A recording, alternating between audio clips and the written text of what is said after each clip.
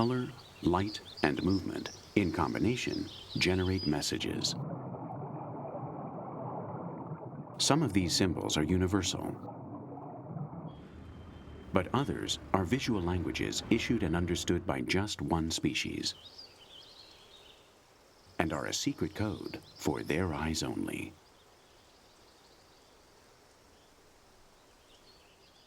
Chameleons change colors to express their mood. Contrary to what humans think, their amazing ability to change the color of their scales is not used to hide them. Its main function is intraspecies communication. Colors and messages for chameleons. Colors and feelings. Man also does this, and we call it art.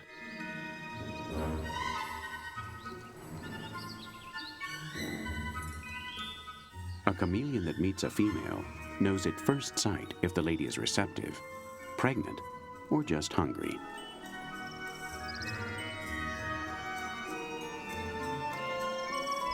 Likewise, a male is able to recognize another male's anger just by looking at its side. For instance, this combination means, "Get out of my territory."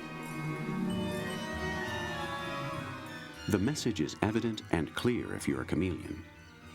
If you don't obey the message, then problems may arise.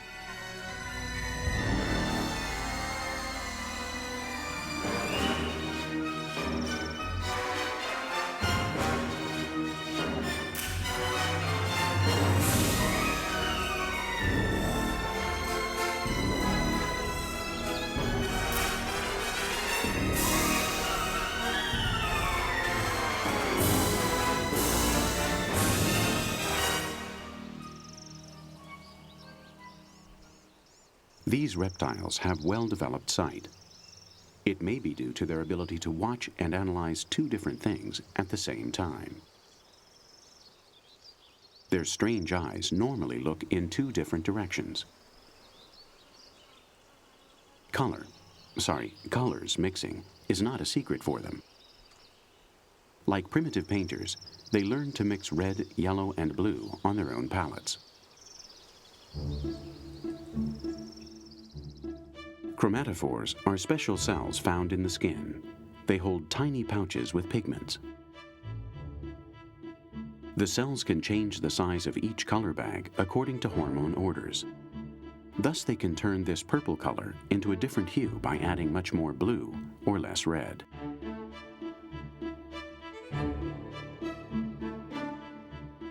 By combining primary colors, the whole range of colors in the rainbow appears. Chameleons have the greatest communication possibilities available to them. Each new hue means a new word for their vocabulary, and pigment by pigment, they have perfected their exclusive language.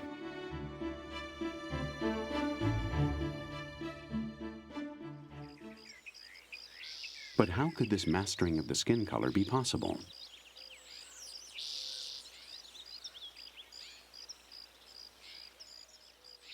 Some animals have evolved to become invisible in their natural environment. If they don't move, it's as if they weren't there. There's no better weapon than going unnoticed. The simplicity of mimicry has allowed man to copy it by watching animals. If we cover ourselves with plants and move quietly, we too can blend into our environment and disappear as if by magic, like some species do.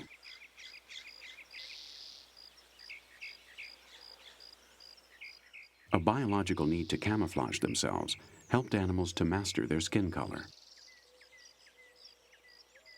Another complex conquest was the ability to change skin colors when the environment changed. The starting point of this second ability may be the need to regulate body temperatures. If a cold-blooded animal lightens its coloring, it reflects more sunlight and prevents itself from getting too hot. If it darkens its color, it gets more heat from the sun and its body temperature rises. Therefore, Once the ability to master skin coloring was achieved, you only have to wait a few million years for the color to end up being used as a language.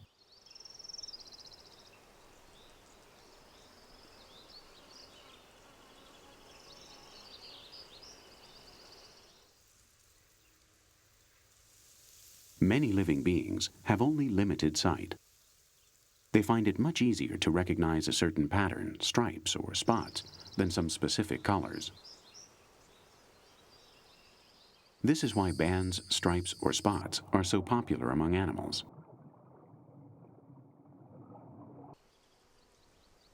The marketing and advertising world has studied colors, their combinations and contrasts, to create messages as explicit as those of the animal world.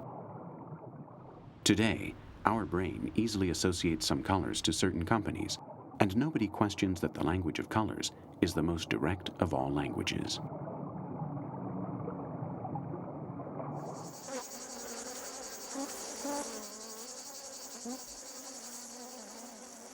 That's why there are so many that take advantage of somebody else's image to succeed, even if they don't meet the same standards. This is a fly, not a bee. It copies from them and wears their original corporate trademarks for its own benefit, but it does not meet the same quality control requirements.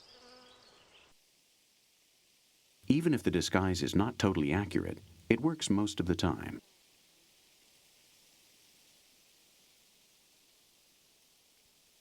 The dangerous coral snake has as many imitators as Coca-Cola. And as happens with the soft drink's identifying set of colors, in nature, a set of red, black, and yellow stripes means that the wearer is a deadly foe. The false coral snake is just an imitator. It's not poisonous at all, but its set of colors makes it look like a coral snake. And who dares to verify it?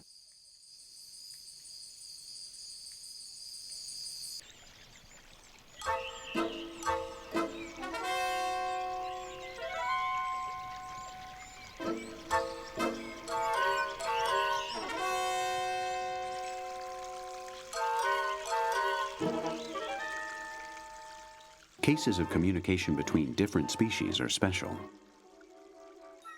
Here, the message must be easy to understand. There are universal languages, and they are understood at a genetic level.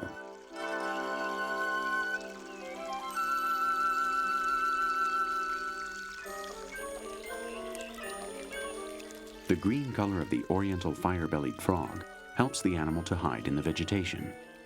It's mimetic. However, this frog is very peculiar. Its skin is poisonous. In general, the oriental fire-bellied frog prefers to go unnoticed, but when danger comes too close, it doesn't hesitate to proclaim its own toxicity. A snake that is large enough to devour the frog has located it.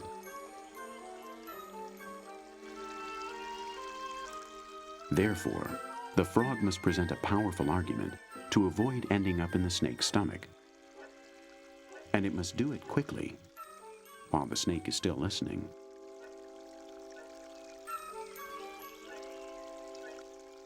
The weighty argument the frog uses is its red belly. I'm poisonous, so if you bite me, both of us will die.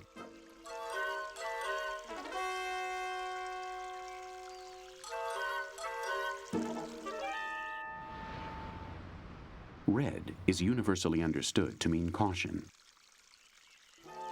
And the reptile is aware of the message the frog is sending. It goes away. The snake has followed the indications of this living traffic light and has stopped at the appropriate moment. Red and green are obeyed even in the jungle.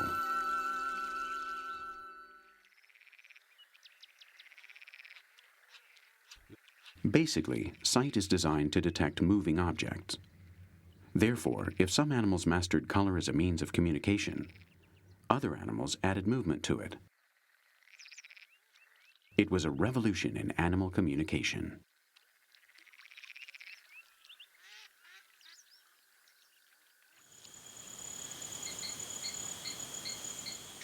In the dark rainforest, the effect is even stronger. Used to living in the dark, these flies make use of any sunlight to make their wings shine. Males want to seduce females and to keep away their rivals. By moving their wings in their secret code, they have turned their wings into signaling mirrors and have become visible. Standing on the only sunlit leaf, these insects are fighting for their genetic survival.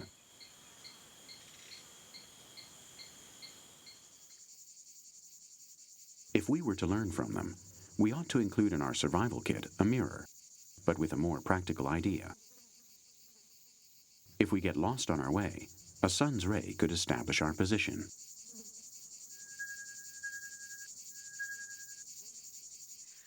Once you're a stone's throw away, sign language is expressive and efficient.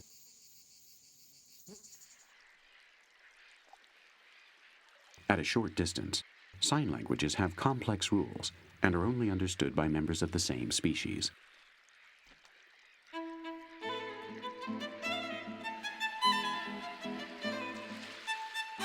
An outsider would admire its aesthetic beauty, the beauty of the dance, but wouldn't grasp its meaning.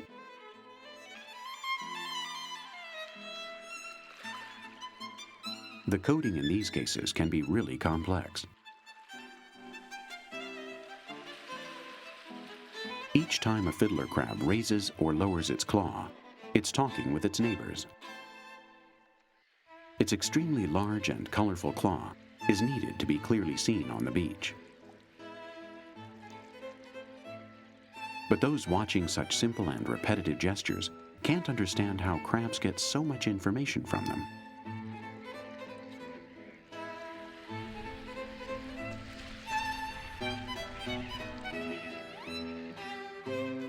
The thing is, fiddler crabs know who owns which plot, the size of its property, its borders, and which hole they must go to hide. It may seem like something else, but on this busy beach, the only things you can hear is, "You can't go this way," "This site is taken," and "I don't agree with you."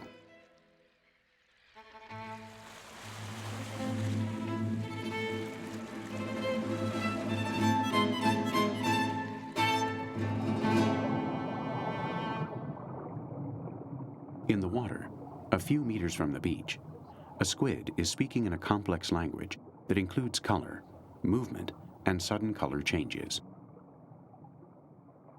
It's a master of body language.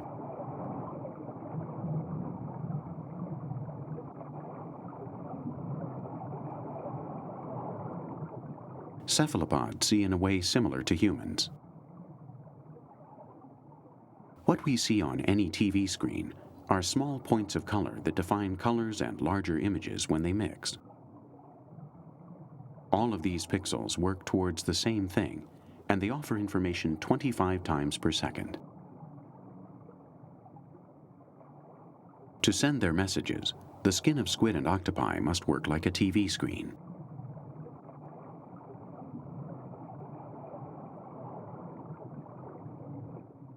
This 10-centimeter octopus is a cousin of the squid. It specializes in the color blue. It's called the blue-ringed octopus, and it's poisonous. Its sting can be deadly for an adult man. But the bacteria in its saliva is just one of the many gifts it's endowed with. Its best weapon is its skin. It can make itself invisible. It adapts to the bottom's color and appearance. Sometimes it changes its color so that you can see it. It's a warning. It's establishing that it is dangerous and that it is at home. Its ring's colors are contrasted and increased by mixing black and electric blue over an almost white skin. It's a living visual warning. No predator would dare to bother it.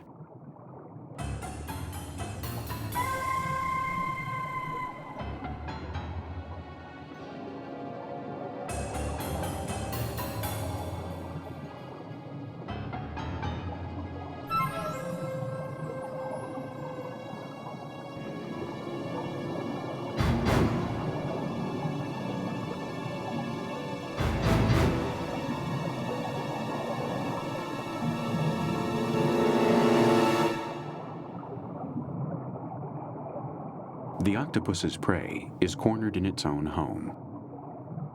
But an intruder has witnessed the hunt and is hungry enough to fight for the crab.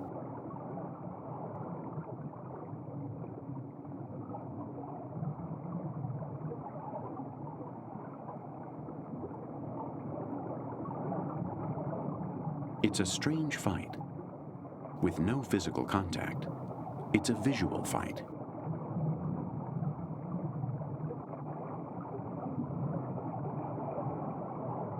The tension makes the fighters forget the prey.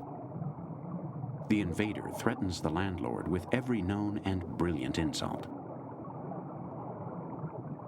The legitimate owner brandishes the same reasons. Now the octopus that swells its head the most and looks bigger will win. Both of them are aware that the rival understands the message it is sending, and they are similar in power and size. In the end, the home team wins. Very excited and determined to keep anyone else from getting its meal, the winner recovers its prey.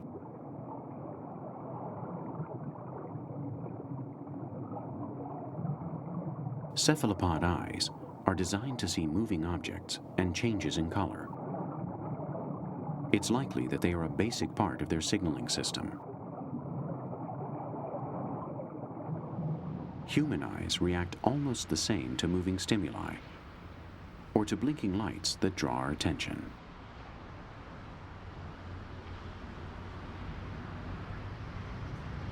The fact is, continuous signals are not as attractive as blinking ones. Octopi and squid have known this since ancestral times. People in traffic control, advertising, or sales have been making use of it for the last 2 days. It's true that some people botch it all up, but you may pay too high a price for not following certain warnings.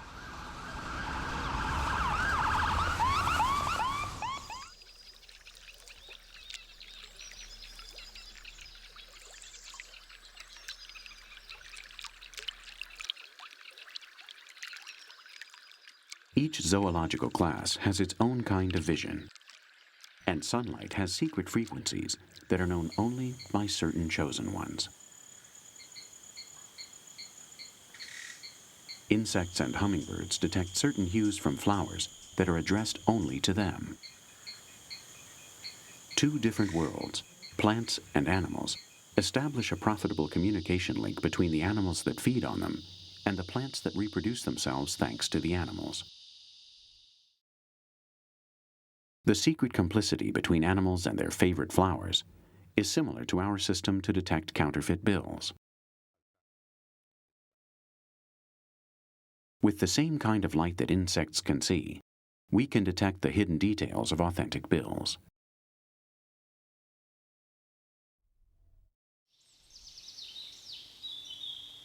The band of ultraviolet light that flowers reflect is perceived by pollinating animals.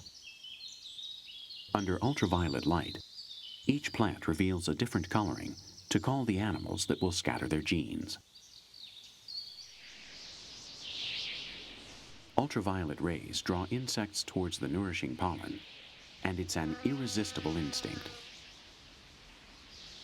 A call that other arthropods use to hunt better at night.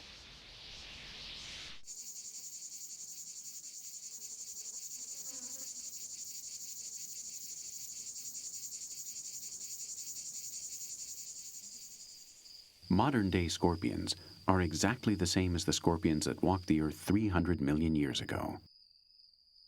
Their design is a good one. At first sight, we only perceive some of their charms.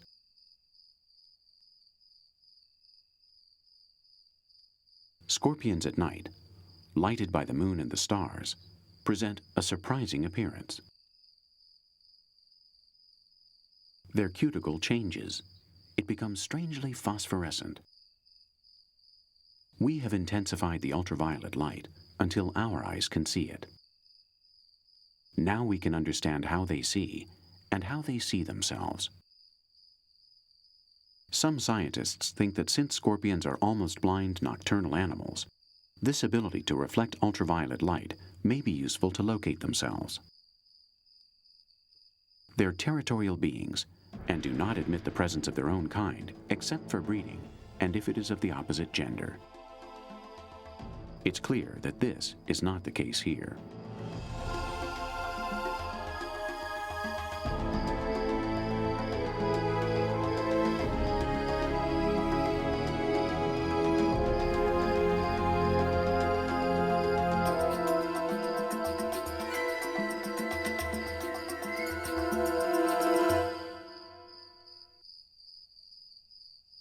The most fascinating theory says that their shining nighttime appearance lures and confuses insects. The moon reflects light on the scorpion's body, and their prey see ultraviolet rays. Like a ship drawn to a lighthouse. This specimen is not mad. It's hunting, although we can't see its prey under this light. A flashlight reveals that there is moth for dinner. Moth again.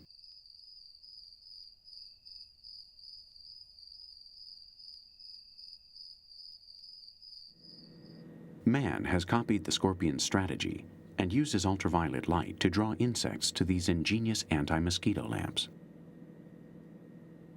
We've taken the idea from the scorpions and have added some energy to it. However, the result is the same. Now there's an insect. Now there isn't.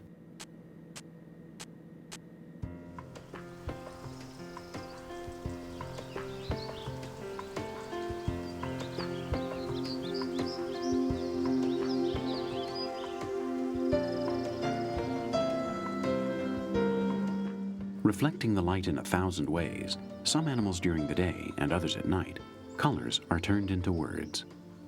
Butterflies are the champions as the most colorful animals in the world. The scales that cover them are tiny mirrors that filter, screen, and reflect everywhere the light that falls on them.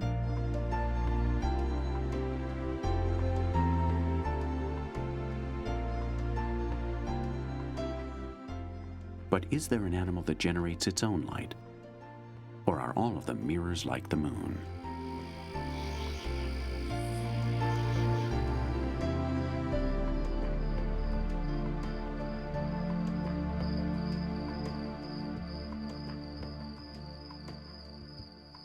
It's precisely at night when we can find animals that generate their own light. Glowworms are strange beings. They are unlikely carnivorous beetles. They're fearsome hunters. They paralyze their prey with venom, dissolve them with saliva, and then drink them.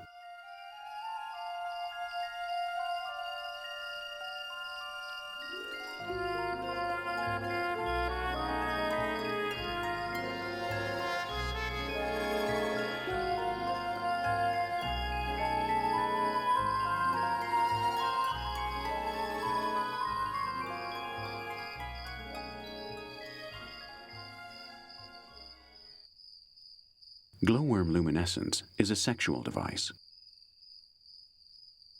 The idea is for wingless females to flash their light and draw a mate, like a lighthouse revealing its location.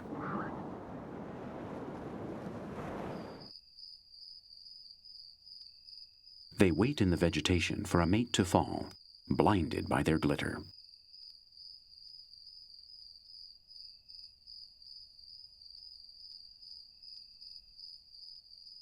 Some species shine constantly. Others turn on and off. And still others present a double spotlight, probably to stand out the most. Some males also glow, and by doing so, they establish their position before any possible rivals. In general, when faced with danger, they usually turn themselves off. But this confused specimen was drawn to us, maybe by the watch's fluorescent numbers, and looked irritated at the least, with everything turned on. The glowworm's light is cold. Our light bulbs, since the days of Edison, require significant power consumption. But this is chemical luminescence, It neither emits nor consumes heat. By combining luciferine and luciferase, the exclusive hormones of the glowworm, we now have achieved the same chemical effect to set points of light in the dark. But nobody should question the identity of the inventor of the most ecological form of light. Lights are perfect to send information at night. If we have already decided on a good secret code, then we've established the basis of communication for the best bioluminescent secret intelligence service.